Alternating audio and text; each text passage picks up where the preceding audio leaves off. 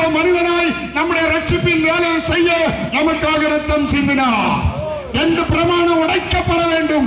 ஒன்று பாவ பிரமாணம், இன்னொன்று மரண பிரமாணம். பாவத்தின் பிரமாணத்தை உடைக்க வேண்டுமானால் ரத்தம் சிந்துதல் இல்லாமல் பாவ மன்னிப்பு உண்டாகாது. லேவியராகமம் 17ஆம் அதிகாரம் 11ஆம் வசனம், ஆத்மாவுக்காக பாவ நிவர்த்தி செய்வது ரத்தமே. பழைய பாட்டுல ஆட்டினுடைய ரத்தம், மாட்டினுடைய ரத்தம், பிராக்களுடைய ரத்தம் சிந்தப்பட்டது. அது நலன்தான், அது ஒருவருடைய மனசாட்சியை பூரணப்படுத்தாது. ஆனால் தேவனே மனிதனாய் இறங்கி வந்த மகா பரிசுத்தமான அவருடைய ரத்தம், அது தேவனுடைய ரத்தம். அப்போஸ்தலர் 20:28 எடுத்து வாசித்து பாருங்கள். தேவன் தம்முடைய சுய ரத்தத்தினாலே சம்பாதித்துக் கொண்ட சபை, தேவனுடைய சுய ரத்தம். தேவனே தேவனுடைய பரிசுத்தம் வார்த்தையானவர் மாம்சமாகி கிருபையினாலும் சத்தியத்தினால் நிறைந்தவராய் பரிசுத்தராய் வாழ்ந்து பாவமற்றவராய் வாழ்ந்து சிலுவையிலே நம்முடைய பாவத்தை போக்கும் பலியாக அவர் நமக்காக ரத்தம் சிந்தினார். ரத்தம் சிந்துதல் இல்லாமல் பாவ மன்னிப்பு இல்லை. ஹல்லேலூயா, ஹல்லேலூயா.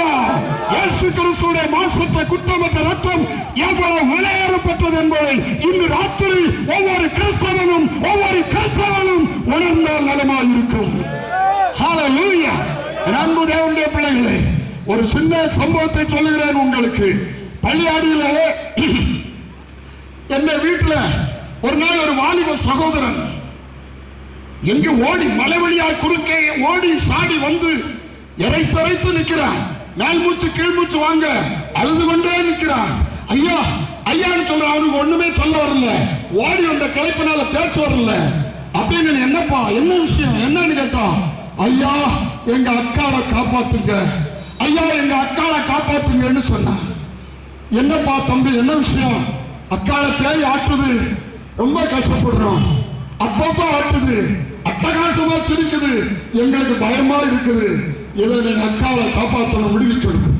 நாங்க 2 பேரும் அங்க போனோம்.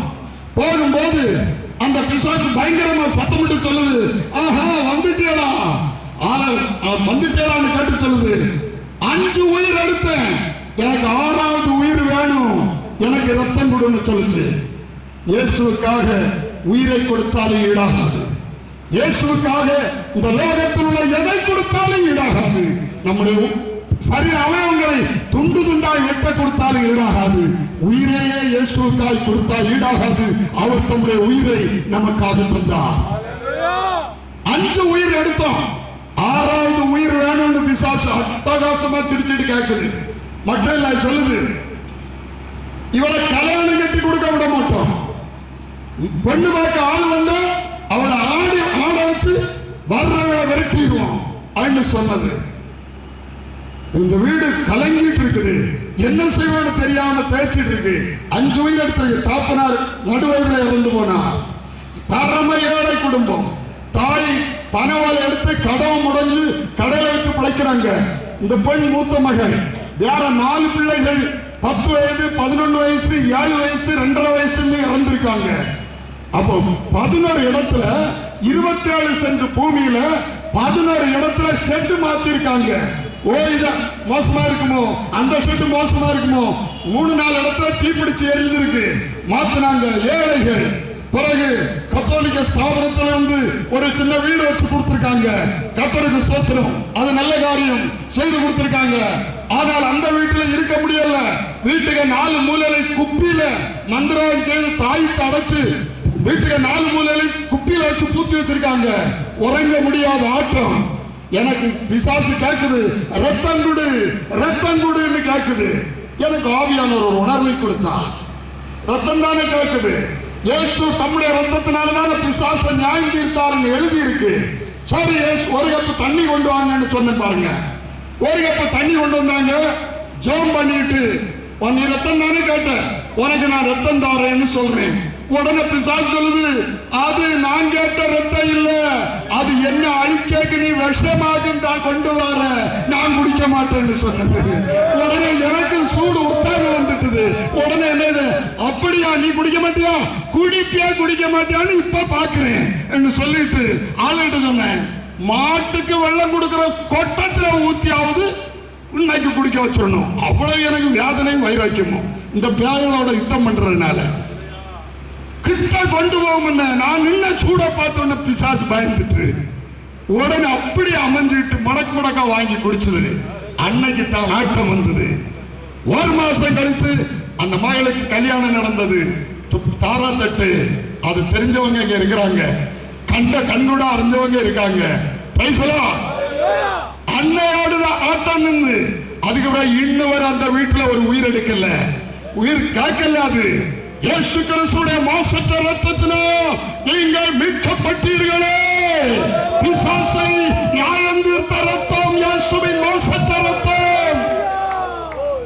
இன்றைக்கு எத்தனையோ பிசாசுகளை துரத்திட்டு இருக்கிறோம்.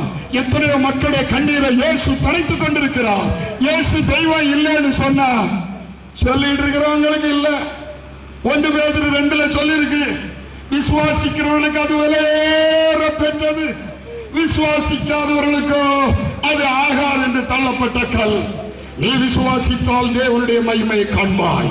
நீ விசுவாசித்தால் இயேசு கிறிஸ்துவே மாம்சத்தின்படி குமாரனாய் வந்த மேசியா என்றும் இவரால் என்னைக்கும் சாத்திரிக்கப்பட்ட சர்வத்துக்கு மேலான தேவன் என்பதை நீ விசுவாசித்தால் உன் வாழ்க்கையிலே காண முடியும். ஆகவே ரத்தம் சிந்தினாலே பாவ பிரமாணத்தை அவர் முறியடித்தார்.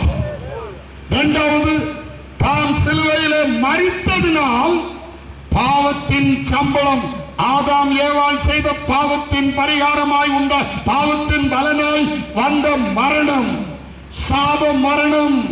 மரணத்தை யார் விரும்புவது? மரணத்தை யாரால் விரும்புறாங்களோ? இல்ல. அல்லேலூயா. ஆனால் அவருடைய வாழ்க்கையிலே மரணம் வந்து குறுக்கிடுகிறது. 1 கொரிந்தியர் 15 சொல்லப்பட்டிருக்கிறது, அவர் பரிகரிக்கப்படும் கடைசி சத்துரு மரணம். மரணம் மனித வாழ்க்கையில வருகிற கடைசி சத்துரு, பெரிய சத்துரு மரணம். இயேசு சிலுவையிலே ஆதாம் செய்த பாவத்தை பரிகரிக்க 2ஆம் ஆதாமாய் வெளிப்பட்டு மரணத்துக்கு அதிகாரியாக பிசாசை தமது மரணத்தினாலே சிலுவையிலே அழித்தார். ஹல்லேலூயா. ரோமர்கள் நிறுவனம் 4ஆம் அதிகாரம் கடைசி வசனம் சொல்லுது, அவர் நம்முடைய பாவங்களுக்காய் ஒப்பு கொடுக்கப்பட்டும் நம்மை நீதிமான்கள் ஆக்கும்படி அவர் எழுப்பப்பட்டும் இருக்கிறார். 3ஆம் நாள் அவர் மரணத்தை ஜெயமாக விழுங்கினார். மரணத்தை ஜெயமாய் விழுங்கினார். ஆகவே விசுவாசித்து அடைக்கலமாய் ஓடி வருகிற எல்லா மக்களுடைய கண்ணீரையும் அவர் துடைக்க வல்லமையுள்ள தேவனாய் இருக்கிறார். அந்த ரஜினாங்கிற சகோதரிக்கு 1 மாசத்துல கல்யாணம் நடந்தது. 4 பிள்ளைகள் அவளுக்கு இருக்கிறது. அவருடைய புருஷன் வெளிநாட்டில் இருக்கிறார். ஆட்டமே இல்லை, தொல்லை இல்லை, சுகமாய் வாழுகிறார்கள். இயேசு இன்றைக்கும் ஜீவிக்கிற தேவனாக இருக்கிறார். ஹல்லேலூயா. ஆகவே ரத்தம் சிந்தினால் பாவ பிரமாணத்தையும், மரித்ததினால் பாவத்தின் சம்பளம் மரணம் என்கிற தீர்ப்பை பாவமில்லாத இவர் ஏற்றுக்கொண்டபடியினால், பாவமில்லாத இவர் நம் எல்லோருடைய பாவத்தையும் அவர் செய்த பாவமாய் ஏற்றுக்கொண்டு நமக்காக பலியானதினால் மரண பிரமாணத்தை உடைத்து மரணத்துக்கு அதிகாரியாய பிசாசை தம்முடைய காலங்கள் நசுக்கிக் கொண்டு ஹல்லேலூயா வானத்திலும் பூமியிலும் சகல அதிகாரம் படைத்தவராய் அவர் ஜெயமெடுத்திருக்கிறார். ஆவியான பிதாவுடைய வலது பார்சத்து புருஷனாக நிற்கிறார். அதைத்தான் ஸ்தேவான் கண்டார். அப்போஸ்தலர் நடவடிக்கைகள் 7ஆம் அதிகாரம் 57ஆம் வசனத்தில் நான் நினைக்கிறேன். ஹல்லேலூயா. தேவனுடைய மகிமையையும் அந்த மகிமையின் வலது பார்சத்தில் ஆட்டுக்குட்டியானவர் நிற்கிறதை காண்கிறேன் என்று சொன்னவுடனே யூதர்கள் ஸ்தேவானை கல்லெறிந்து கொண்டார்கள். அல்லேலூயா. உடனே ஸ்தேவான், இயேசு கிறிஸ்துவே உம்முடைய கரங்களில் என் ஆவியை ஒப்புக் கொடுக்கிறேன் என்று சொல்லி, அல்லேலூயா, ஸ்தேவான் முதல் இரத்த சாட்சியாய் இயேசு கிறிஸ்துவுடைய கரங்களில் தன் ஆவியை கொடுத்து இயேசுவுக்காக இரத்த சாட்சியாய் மரித்தார். ஏனென்றால் யார் வலது பார்சத்து புருஷனோ அவர்தான் அதர்சனமான தேவனுடைய தற்ஸ்வரூபம். அவர்தான் கர்த்தரும் கிறிஸ்துவும் இயேசுவுமான நம்முடைய கர்த்தராகிய இயேசு கிறிஸ்து. எபேசியர் ஹல்லேலூயா 3ஆம் அதிகாரத்தில் இப்படி ஒரு வசனம் உண்டு. ஹல்லேலூயா. தேவன் கர்த்தராகிய இயேசு கிறிஸ்துவுக்குள் கொண்டிருந்த அநாதி தீர்மானத்தின்படி கர்த்தரும் கிறிஸ்துவ இயேசுவாய் அவர் வெளிப்பட்டு மனுக்குலத்தை ரட்சித்து பரிசுத்தப்படுத்தி மகிமைப்படுத்துகிற அவருடைய அனாதி திட்டம். இந்த திட்டத்துக்காகத்தான் இந்த உலக வேலை அத்தனையும். ஒரு பிள்ளைக்கு கல்யாணத்துக்கு வேண்டி என்னெல்லாம் வேலைகள் நடக்குது, என்னெல்லாம் நடக்குது. விஷயம் கல்யாணம், ஆனா என்னென்னலாம் திட்டங்கள் எவ்வளவு நாட்களுக்கு முன்னே நடக்குது. அதுபோல தேவாதி தேவனோடு கூட அப்பாவோடு கூட நாம் அவருடைய செல்ல பிள்ளைகளாக அதே மகிமை அடைந்து அவருக்கு ஒப்பாகி அவரோடு கூட நம்ம இருக்க வைக்கத்தான் அல்லேலூயா இந்த திட்டங்கள் எல்லாம் நிறைவேற்றிருக்கிறார். தாய் ரத்தம் சிந்தினது போல இயேசு சிலுவையிலே ரத்தம் சிந்தினார். இரண்டாவது, அவர் விழாவிலே ஈட்டியினால் குத்தப்பட்ட போது அவருடைய விழாவிலிருந்து ரத்தமும் ஜலமும் வந்தது. இந்த சகோதரன் ஒரு கேள்வி கேட்டிருக்கிறார். இயேசு கிறிஸ்து மரித்த போது அவர் மரித்த பிறகு ரத்தமும் ஜலமும் வருமானு கேட்டிருக்கிறார். அல்லேலூயா. நான் அதுக்கு பதில் ஒரு டாக்டர்கிட்ட போய் கேளுங்கன்னு சொல்லலாம்னு நினைச்ச டைம் இல்லை நமக்கு பேசுறதுக்கு. கேள்விகளுக்கு பதில் சொல்ல யாரும் இல்லை. ஒரு மனுஷன் செத்த பிறகு அவருடைய ரத்தத்திலிருந்து தண்ணீர் பிரியும். அது நேச்சுரலா உள்ள ஒரு விஷயம். ஹல்லேலூயா. ஆகவே இயேசு மரித்தவராய் என்று சொல்லி போற்றவன் ஈட்டினால் அவருடைய விழாவிலே குத்தி பார்த்த போது அவருடைய விழாவிலிருந்து இருதயத்திலிருந்து ரத்தமும் ஜலமும் வந்தபோது அவர் மரித்தார் என்பது உறுதிப்படுத்தப்பட்டது. ரத்தத்தினாலும் ஜலத்தினாலும் வந்தவர் இவரே, ஜலத்தினாலும் ரத்தத்தினாலும் வந்தவர். 1 யோவான் 5:6 இயேசுவானவர் ஜலத்தினாலும் ரத்தத்தினாலும் வந்தார். எதுக்காக? தாய் ரத்தத்தை சிந்த வேண்டும். இரண்டாவது, ரத்த தண்ணீர் பைக்குள் இருந்து பிள்ளை பிறக்க வேண்டும். இரண்டாவதாக தேவனுடைய பிள்ளையாய் மறுபடி பிறக்க வேண்டும் என்றால் தண்ணீர் ஞான ஸ்நானத்தினாலே பாவம் போக கழுவப்பட வேண்டும். மூன்றாவது, அவருடைய ஆவியை பெற வேண்டும். கிறிஸ்துவின் ஆவி இல்லாதவன் கிறிஸ்துவனுடையவன் அல்ல. கிறிஸ்துவின் ஆவியை, பரிசுத்த ஆவியை நாம் பெற்றுக்கொள்ளும் போது தேவனுடைய ராஜ்யத்துக்குள்ளே தெய்வீக பிரஜைகளாக ஜீவிக்க புது சிருஷ்டியாக நாம் மாற்றப்படுகிறோம். ஒருவன் கிறிஸ்துவுக்குள் இருந்தால் அவன் புது சிருஷ்டியாக இருக்கிறான். பழையவைகள் எல்லாம் ஒழிந்து போயின, எல்லாம் புதிதாயின. மறுபிறப்பு, புது சிருஷ்டி, புது சிருஷ்டி. தேவர்கள், மனிதர்கள் இப்ப தேவர்களாக பிறந்திருக்கிறார்கள். மறுபிறப்பு தேவர்கள். Ye are gods. யோவான் எழுதின சுவிசேஷம் 10ஆம் அதிகாரம் 34ஆம் வசனம். தேவவசனத்தை பெற்றுக் கொண்டவர்கள் தேவர்கள். தேவவசனத்தை பெற்றுக் கொண்டவர்கள் தேவர்கள். தேவன் இயேசு கிறிஸ்துவால் பிறக்கும் போது, இயேசு கிறிஸ்துவிலிருந்து பிறக்கும் போது நாம் தேவர்கள். Praise the Lord. கர்த்தராகிய இயேசு கிறிஸ்து மகிமைப்படுவாராக. ஹல்லேலூயா, ஹல்லேலூயா. ஆகவே கர்த்தருக்கு மகிமை உண்டாகட்டும். இயேசு கிறிஸ்து ஹல்லேலூயா தேவன் இருதன்மை உள்ளவராயிருக்க காரணம் தகப்பனும் தாயுமானவராய் காணப்பட்டு ஏசாயா 66:13 சொன்னார் இல்லையா, ஒருவனுடைய தாய் அவனை தேற்றுவது போல நான் உங்களை தேற்றுவேன். அதுதான் தேற்றரவாளன். பரிசுத்த ஆவியானவர் தேற்றரவாளன். கிறிஸ்துவின் ஆவி, கிறிஸ்துவின் ஆவிதான் தேற்றரவாளன் ஆவி. ஹல்லேலூயா. அந்த ஆவியினால் அவர் நம்மை நிரப்பி இந்த உலகத்திலே நம்மை நிறைவான ஆறுதலே நம்மை நடத்துகிறார். தேற்றரவாளனாய் வந்து நம்முடைய உள்ளத்திலே வாசம் பண்ணி நம்மை ஆற்றி, நம்மை தேற்றி, நம்மை பலப்படுத்தி, நம்மை போதித்து ஹல்லேலூயா நிறைவான ஆறுதலே அவர் நடத்துகிறார். ஆமென். கர்த்தர் நம் யாவரையும் ஆசீர்வதிப்பாராக. யாவரும் இந்த பாக்கியத்துக்கு உங்களை சொந்தக்காரர்களாக மாற்றிக்கொள்ளுங்கள். விசுவாசித்து இயேசு கிறிஸ்து என்ற வாழ்க்கையில சொந்த ரட்சகராக ஏற்றுக்கொள்ளும் போது ஹல்லேலூயா இந்த இயேசுவின் ரத்தம் ஆத்மாவை கழுவுகிறது. தண்ணீர் ஞானஸ்நானம் சரீரத்தை மொத்தத்திலே கழுவுகிறது. ஆவி, பரிசுத்த ஆவி நம்முடைய ஆவியில் உண்டான எல்லா அசுசியும் நீங்க நம்மை சுத்திகரிக்கிறது. ஆவி, ஆத்மா, சரீரம் இந்த மூன்றையும் சுத்திகரிக்க ரத்தம், ஜலம், ஆவி இந்த மூன்றினால் அவர் நம்மை பரிசுத்தப்படுத்தி மகா பரிசுத்த ஸ்தலத்தில் செல்வதற்குரிய பரிசுத்த சந்ததியாக நம்மை மாற்றுகிறார். ஒருவரும் இந்த பாக்கியத்தை இழந்து போக வேண்டாம். இயேசு கிறிஸ்துவை முழு இதயத்தோடும் விசுவாசியுங்கள், சொந்த ரட்சகராய் ஏற்றுக்கொள்ளுங்கள். பாவ மன்னிப்புக்கென்று விசுவாசித்து பாவங்களை அறிக்கை பண்ணி விட்டுவிட்டு பாவ மன்னிப்புக்கென்று கர்த்தராய் இயேசு கிறிஸ்துவின் நாமத்தில் அப்போஸ்தலர் கொடுத்தபடி ஞானஸ்நானம் எடுத்துக் கொள்ளுங்கள். அப்பொழுது கர்த்தர் உங்களை பரிசுத்த ஆவியினால் நிரப்புவார். கர்த்தர் உங்களை ஆசீர்வதிப்பாராக. இப்பொழுது நாம் எல்லாரும் ஜெபிப்போம். எல்லாரும் ஜெபிப்போம். ஹல்லேலூயா, ஹல்லேலூயா, ஹல்லேலூயா. யாரும் இடையில எழும்பி போக வேண்டாம், அலட்சியம் பண்ணி கொண்டு போக வேண்டாம். ஒரு சில நிமிடங்கள் மட்டும் ஹல்லேலூயா தேவ சமூகத்தில் எல்லாரும் அவரை மகிமைப்படுத்தி விட்டு கடந்து போவோம். அதுக்கு மேல நமக்கு ஒரு வேலை இல்லை, அதுக்கு மேல ஒரு சாப்பாடு இல்லை, அதுக்கு மேல ஒண்ணு இல்லை. முதலாவது அவரை திருப்திப்படுத்துவோம், இரண்டாவது நம்முடைய காரியத்தை கவனிப்போம். ஹல்லேலூயா, hallelujah, hallelujah, hallelujah, hallelujah, hallelujah, hallelujah. Praise the Lord.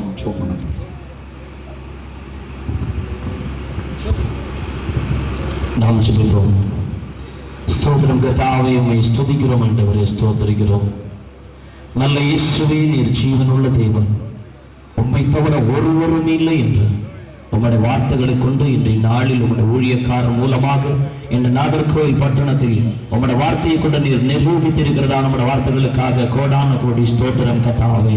ஆமாண்டவரே, நாளில் அப்போஸ்தலர்களால் ஆண்டவரை பேசப்பட்ட வார்த்தைகளை உறுதிப்படுத்தும்படியாக ஆமாண்டவரை நீர் அவர்களோடு இருந்து நடப்பித்த உம்முடைய வல்லமையான கிரியைகள் இன்றைக்கு உம்முடைய நாமம் மேலான நாமம் என்று நீர் ஒருவரே மெய்யான தேவன் என்று வெளிப்பட பண்ணின இந்த வார்த்தையின் வல்லமை இந்த வேடர் மைதானத்தில் கடந்து வந்திருக்கிற ஒவ்வொரு ஆத்மாக்களுக்கு மேலும் அமரும்படியாக ஜெபிக்கிறோம் ஆண்டவரே. இயேசு கிறிஸ்துவின் பரிசுத்த வல்லமை ஆண்டவரே, சத்தியம் என்கிற மெய்யான விடுதலை கொண்டிருக்கிற வல்லமை இந்த மைதானத்தில் கடந்து வந்திருக்கிற ஒவ்வொரு ஆத்மாக்களுக்கும் ஆண்டவரை சுதிக்கிற ஒளிபெருக்கும் மூலமாய் கேட்டுக்கொண்டிருக்கிற ஏவர் மேலும் நம்முடைய பரிசுத்த ஆவியின் வல்லமை இறக்கட்டும் ஆண்டவரே. தேவரின் அற்புத வல்லமை இந்த நாளில் எங்களுக்காக நீர் வெளிப்படுத்தி இருக்கிறீர். உமக்கு கோடான கோடி ஸ்தோத்திரம் ஆண்டவரே. வியாதியோடு வந்திருக்கிறவர்கள், நோய்களோடு பலவீனங்களோடு வந்திருக்கிறவர்கள், உண்மை அறியாது இருந்து கொருட்டு கண்களோடு வந்தவர்கள், இன்றைக்கு முழுமையான பார்வையை கொடுத்திருக்கிற நம்முடைய ஐயான வெளிச்சம் ஒவ்வொருடைய உள்ளங்களில் வீட்டு முதல் அதல் கொண்டு எழும்புவதாக ஆண்டவரே, கொடுத்து விட்டு எழுவதாக ஆண்டவரே. ஒரு புதிதான வாழ்க்கை செய்ய நம்முடைய ஆவியின் பலத்தாலும் வல்லமையாலும் கைகாட்டப்பட்டவாராக கிருபை செய்ய மாட்டோம். வந்திருக்கிற ஒவ்வொருவரோடு நீ பேசுகிறீர்களே, தொடர்ந்து உன் அளவில்லாத கருமையும் மகிமையும் வல்லமையும் தொடர்ந்துள்ள 4 நாள் கன்வென்ஷனில் கலந்து கொள்வதற்கு ஏதுவாய் பலமாய்க்கிறீர்கள் அட்டப்பித்து அவருடைய நாமத்தை மகிமைப்படுத்தும் ஆண்டவரே.